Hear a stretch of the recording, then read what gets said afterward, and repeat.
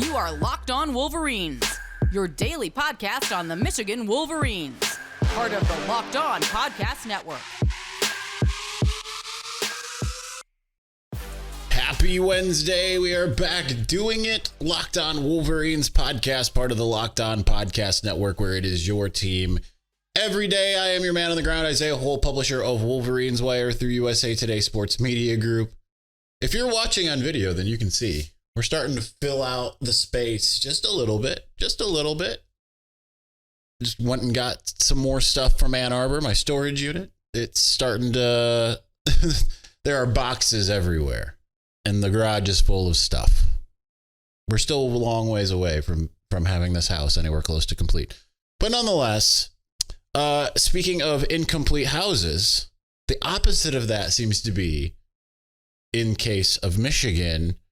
Particularly, I mean, really either offense or defense. But Jesse Minter appeared on the In the Trenches podcast today, which is why I don't have this episode out by noon as I had hoped, because listened to and transcribed that. I thought he had some interesting things to say. I mean, not anything like that was particularly different from what we necessarily heard in the kind of pre-spring, like after the first couple practices or whatever, but it confirms a lot of the things that we had kind of hoped. So we're going to get into some of that stuff.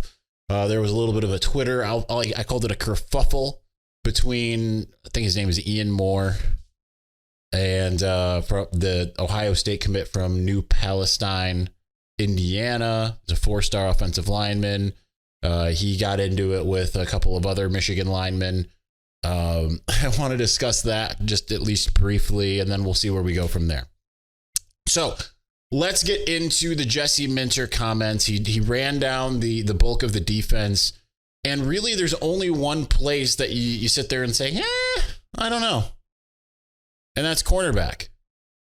Like he broke down the safeties, and he's like, well, he didn't get into any more than the 3 deep there that they already have.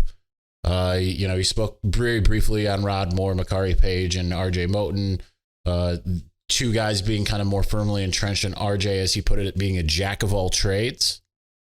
So I think that's pretty set, right? Linebacker he got into, pretty set. We'll get into that a little bit deeper in segment 2. Or maybe now, I don't know. I don't know why I'm pushing that forward. I had some machinations in my mind of how this was going to go without really thinking it through. The line, as far as edge rusher, a lot of confidence there, a lot of different things that he had to say. But I think that the corner is the one place where it's a little bit murky, right? Like he mentioned with Amarian Walker, he was like, spring game might have been the best case scenario in a way. Not because of what he was able to do, but because of what he wasn't able to do. Because what that does is it tells him, all right, I'm not there yet. He said it was kind of the same thing as Will Johnson, game 1, having a touchdown thrown on him. In a way, it's like, yeah, you're not there yet, man. And like he said, if Amarian Walker ends up winning that role, then everything is, it'll probably have some similar scenarios early in the season. Which, for Michigan, guess what? That's fine. The schedule sets up very well for that. Just like last year.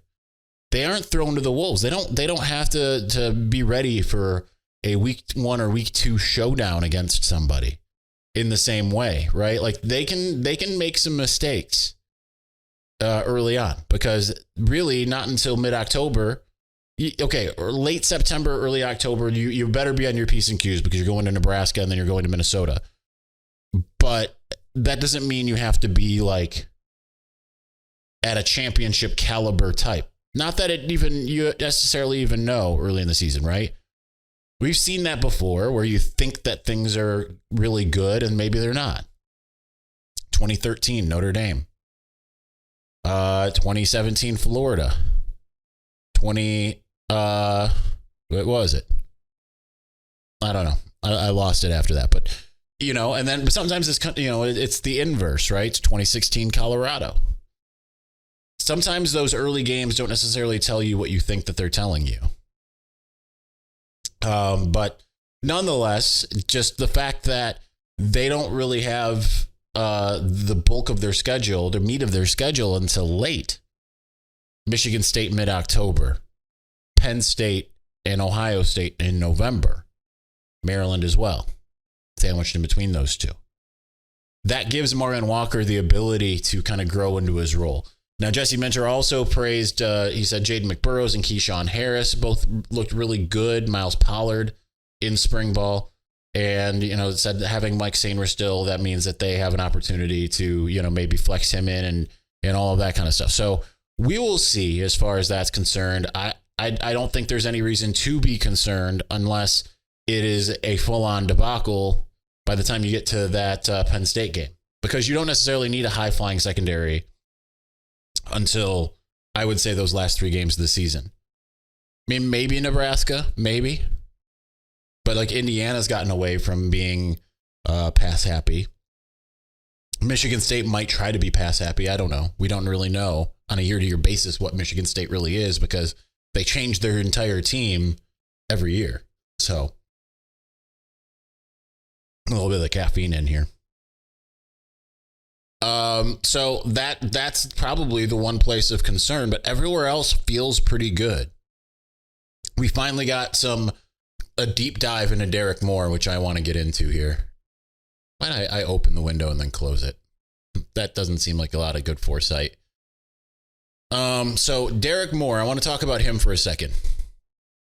So I'm right. We will get to the linebackers next segment, because we'll finish out with Derek Moore on this segment here. So he was asked very specifically, and he said, Derek can be as good as Derek. The best part about Derek is he has the mindset to be a really, really high-end dominant player, and then his skill set and his physical tools match up with that, so he has a chance to be a high-end draft choice one day, high-end player, productive. He's just got to stay on his process, stay on his progress that he's on. Coach Herb does a great job with him. He's completely focused and has a really good mentality of where he wants to go, and he takes it out on people in the field, so it's really exciting to see him along with the rest of the group. So that's really the first time that we've heard about Derek Moore so far in this offseason. So that's encouraging. That's exciting. And I'm excited to see what happens there, right? Because Michigan's going to need him. Now, he did speak on Jalen Harrell and Braden McGregor, mentioned a couple other defensive ends as well. Guess we'll continue for a second here. He was saying like Jalen Harrell is a little bit underrated, right? Because like what he's been able to do, and he's talked about like the Ohio State game and making that big play against Cade Stover to break up the ball, break up the pass and everything like that, and going down 3 into halftime allowed the defense to regroup and do what it needed to do. But he was talked about just like kind of how he's underrated. And then he's very excited about Braden McGregor, what he is able to offer. He's excited about a couple other guys. He said, like, TJ Guy and Keyshawn Harris. Sorry, not Keyshawn Harris, Keyshawn Bennett. So many Keyshawns. Keyshawn Bennett. That they've taken that step. And he said, the thing I love about Michigan is you have these guys that are just kind of absent, right? And then in their 3rd year, even though I believe this is their 4th, this is TJ Guy's 4th year. So then suddenly, like, the coach Herb of it all shows up, and it's like, oh, now this guy's a monster, and that's what he's seeing from those guys. So there's a lot to really like about that. But we're going to get into the interior defense, what he kind of had to say about that. We're going to get to the linebackers, which I think is really important. And it feels night and day different than what it did before. They also got into Josiah Stewart. So that's what we'll start out with, is Josiah Stewart and what he brings. And then we'll get to the defensive line, and then we'll get to the linebackers, and then we'll move on to the Ohio State stuff. See, it all works out. It all figures itself out. We'll do that momentarily. Before we do that, grand slams, no hitters, and double plays are back. There's no better place to get in on the MLB action than FanDuel, America's #1 sportsbook. That's because right now new customers can step up to the plate with a no sweat first bet up to $1,000. Just go to FanDuel.com/lockedon to sign up, place your first bet, and get up to $1,000 back in bonus bets if you don't win. So don't miss your chance to get a no sweat first bet up to $1,000 when you join FanDuel today. Just go to FanDuel.com/lockedon to sign up. FanDuel, official partner of Major League Baseball.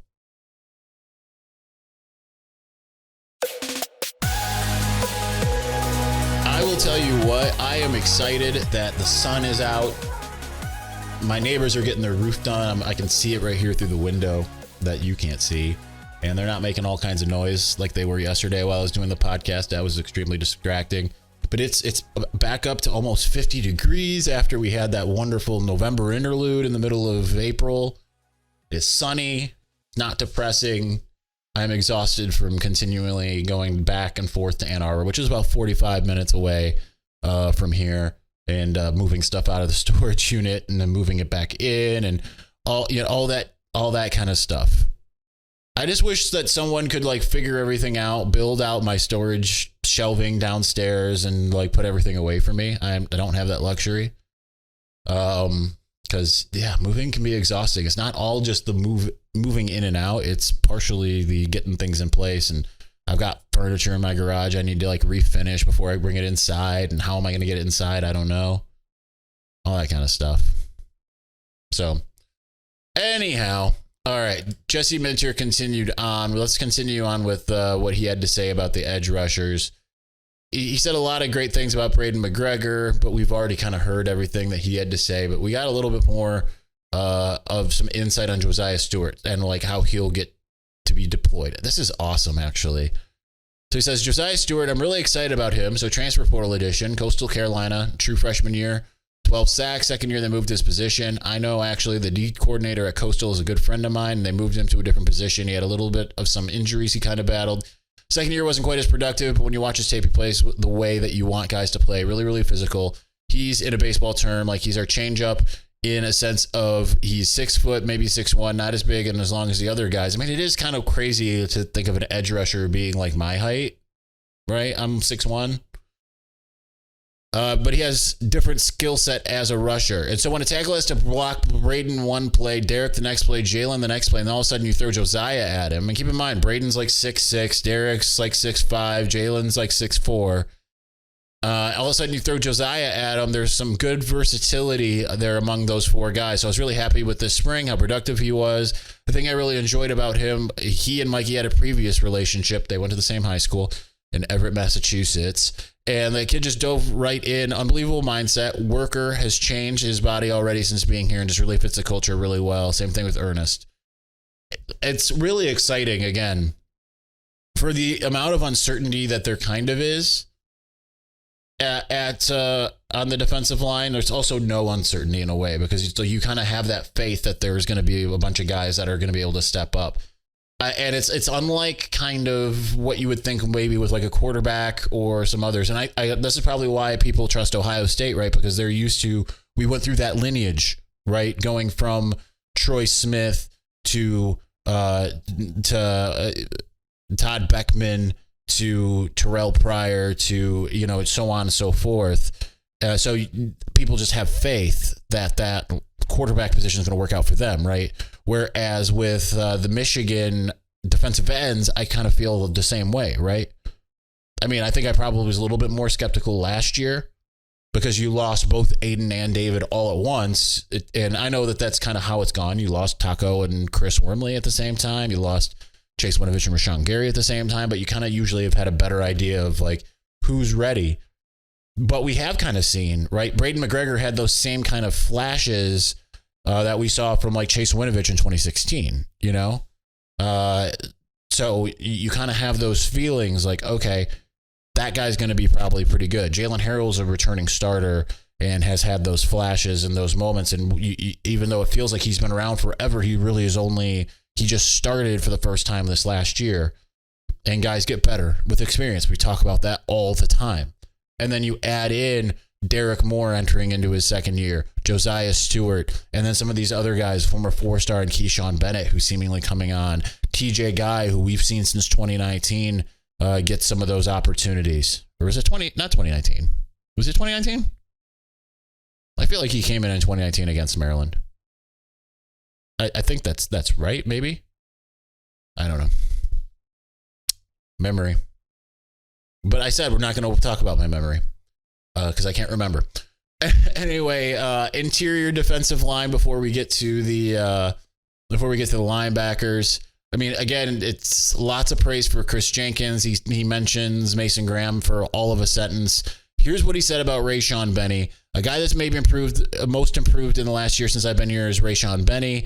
I mean, he's a guy that I thought made some really big plays late in the year. He gets pressure on Stroud that causes him to throw a pick, which we've talked about ad nauseum on this show. All these guys have now made some plays, and now there's just a different level of confidence that they have now, and every time they go out there, they feel like they can make plays. He talked briefly about Kenneth Grant, saying that he's a monster in the middle, has a chance to be a really dominant type of player here. Then he says, I've been really, really proud and really excited about Cam Good and the improvements he's made since the end of the season, that he's putting himself in a position to really be a contributor here as well.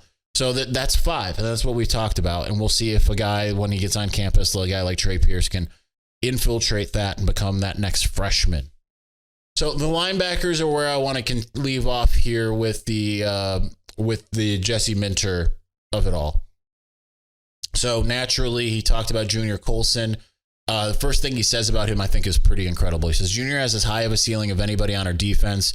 We've had a lot of talks about that, and so I think it's time for him to not just become like, oh, he's a good player and he flies around and makes some plays, but he needs to become the guy that everyone knows who he is, where he is, that he can wreck the game. He's capable of doing that, and I'm confident that he'll continue to progress to that standpoint.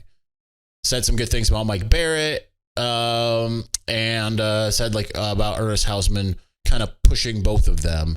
I think that the important thing here, though, is Nakai and then the depth. So with Nakai Hill-Green, he says, I thought he progressed well this spring. I think not necessarily to get healthy, but just to regain all the way back to where he was and surpass where he was there. He knows he's got a lot of work to do still, but the fact that he was able to make it through and get reps and kind of provide that value that we know he provides, those 4 we feel really good about. So that's as in Junior Colson, Mike Barrett, Nakai Hill-Green, and Ernest Hausman. So then you have the depth, and we got the one name I've been kind of waiting to hear a coach say, and that's Jaden Hood. He mentioned Jimmy Roller, Micah Pollard, and Jaden Hood. He didn't necessarily give any kind of extra, but like he said, the good thing about that trio is it's who's going to be that 5th guy that's going to go out there. I mean, I think you can get down to 6, right? So, maybe 2 of the 3. Because I think Jimmy Roller is probably going to be that 5th guy, but maybe he's getting pushed. And Jaden Hood entering year 3 needs to take that step forward. 4-star linebacker from Florida, man. I mean, come on. Jimmy Roller, the next great, Big Ten linebacker, and then Micah Pollard. We'll see if the legacy, if that can work out, right? So I don't know. I think it's exciting to see where that group can go. But I mean, the fact that we're having these conversations kind of throughout the entirety of the defense, right? At every position, really, except for corner, where it's like, I don't know how that guy's going to get on the field because there's all these other guys. Or that guy's going to get on the field, but he's also behind these other guys. Or that guy's got to fend off that other guy. For being that the defense is the side that lost the most, right? It's kind of in an offensive line type territory. And then you add in the fact that this is the 3rd year of the defense, the 2nd year of Jesse Minter. Jesse Minter spoke about the importance of hey, now I know who everybody is. I don't have to get acclimated. I know who everyone is and what they can do, where they can go. That's very important. So very excited about the defense. Let's get to this weird little internet fight that happened. We'll do that here in a moment.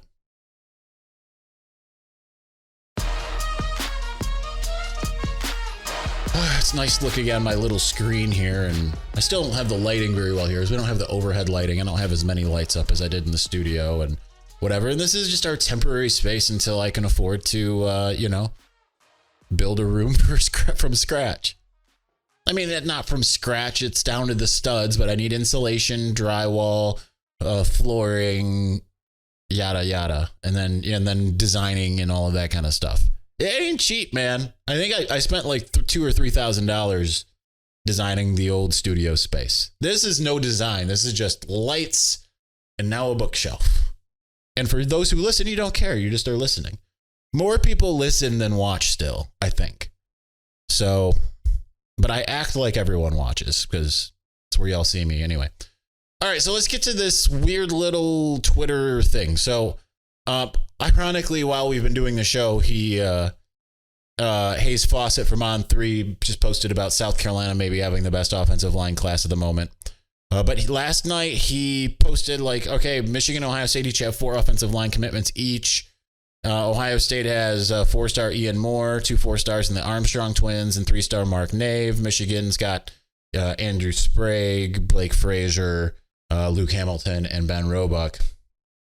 Again, 3 4-stars and a 3-star. I think Ben Roebuck is a 4-star on What Rivals. I'm going to look that up real quick because I've been referring to him as 4 stars, but you know, it's technically, if you're being consistent, it's 3 4-stars. Okay, he's a 4-star on Rivals, so that is what it is. Nonetheless, so Ian Moore, the aforementioned Ohio State interior offensive lineman, decided to quote tweet that. And some people make decisions, and sometimes it's the right one, and sometimes it's the wrong one. And I understand having your guys. I don't have a problem with that. It's just what he said and kind of the way he said it that kind of started this, right? If he was just like, oh, it's going to be us, you know, I have faith in my guys, you know, or like, oh, you know, it's just us, you know, hey, Michigan, we're going to get you, you know. But here's what he said. He said, come on now, hate to start beef, but now anytime you use the word but or however, it basically precludes anything that you said before it. So hate to start beef, but 2 of those dudes are salty. They didn't get OSU offers, and the other 2 just didn't get them.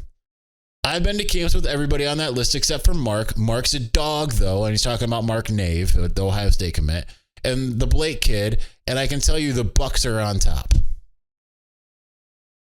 Okay, so we're going right into the you didn't have an offer from Ohio State is a very similar rallying cry from to the Michigan State. Did you go to school at Michigan? So it's a little bit different, right? Because this is a guy who has an offer from Ohio State, who doesn't have an offer from Michigan. Which he noted later, he's like, oh, I also don't have an offer from Michigan. So it's kind of like, all right, so what are you doing here?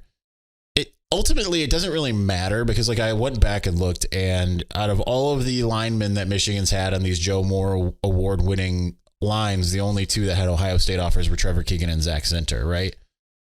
And I'm sure that there are a lot of the Ohio State guys, like, you know, obviously Nick Petit-Frere had a Michigan offer, and I don't know that Jawan Jones did. I know he visited Ann Arbor, but it didn't really seem like Michigan was really that into him. So it's kind of a different strokes for different folks, right? Like, not everything is going to be exactly the same. I know offensive lines do similar things, but Michigan's obviously more of a power run game, where Ohio State's more of a air raid-ish type offense. You're going to have a different style. So that's where it's kind of like, there's that, number one. Number 2, again, I get defending your guys. I think that's admirable, to be honest, but like at the expense of, number 1, and are starting the fight against Michigan, it just seems a little ridiculous. And that's not the only thing he said, right? If that was it, then it'd be like, okay, he's defending his guy. He's got a little jab at Michigan. It is what it is. And then it was kind of funny because around the same time, Jacob Oden posted a picture of him and Tennessee 4-star athlete Boo Carter both doing the M with their hands. And he was like, you know, join the, the move type thing. And then Boo Carter quote tweeted it saying, like, join the Michigan family. And Ian Moore decides to quote tweet that and say, come to a real program that will actually develop you, and put a bunch of almonds. Almond emojis, obviously nuts or whatever. And so Boo Carter is projected as a defensive back. So naturally that got a bunch of clips going from Michigan fans, more so, of the Michigan wide receivers blowing past all these Ohio State secondary players in the last 2 games. So that's fun. One of the people who responded to that was Luke Hamilton. I don't think I grabbed that here. I didn't grab that here, but he said, like, wait, you develop your secondary, and Boo Carter actually responded to that. He didn't respond to Ian Moore. He responded to Luke Hamilton, And so clearly that they're building a rapport, the Michigan side, whereas this Ohio State commit is trying to force himself in there, and it doesn't seem to be working. So then the Michigan commit started to respond. You got Ben Roebuck, who says always comes down to not having that offer. Michigan's got the better offensive line and better coaches. As of current, that is fact, right? Like on the field against Ohio State, yes, two-time Joe Moore award-winning line. Even with guys like walk-ons like Andrew Vistardis and stuff like that, and you could sit there and say like, oh, well, we've got the 4-star, we got this, and we got the 5-star, blah, blah, blah. It all that matters is the execution in the actual games, not what you do in high school. And Ben Roebuck kind of points that out. He says, always comes down to not having that offer. Michigan's got the better offensive line and better coaches. Seems like I wasn't missing out on much. Ian Moore decided to respond to that by quote tweeting an article from a little over a year ago where the headline is Ben Roebuck, the number 4 OL, says Ohio State offer this weekend would be a life highlight. As if that's a gotcha. As well, about a year before he committed to Michigan. And then Ben Roebuck responded with a Bryce Marich tweet saying that Ben Roebuck or Ian Moore raves about his weekend experience at Michigan. I really like it. Ann Arbor is a beautiful city. Michigan has great tradition and a great school. So the recruiting fodder is just ridiculous. I think the best one goes to Luke Hamilton, who responded to the original tweet from Ian Moore and says, let me step back and grab some popcorn because this is comical. If you take rankings out of the picture, Mark Nave is the best O-line commit y'all got. Nate Bige, let's get you that you didn't even have an offer. They didn't even want you comments going. It's true. It's ridiculous. The thing is, this is all fun, honestly. Like, this isn't like, and I think sometimes some of you, I know I'd have a little bit more of a dry delivery because sometimes I get these comments like yesterday, like, oh, you're so upset about the ESPN rankings. I mean, I was a little, not miffed, but I was like perplexed, right?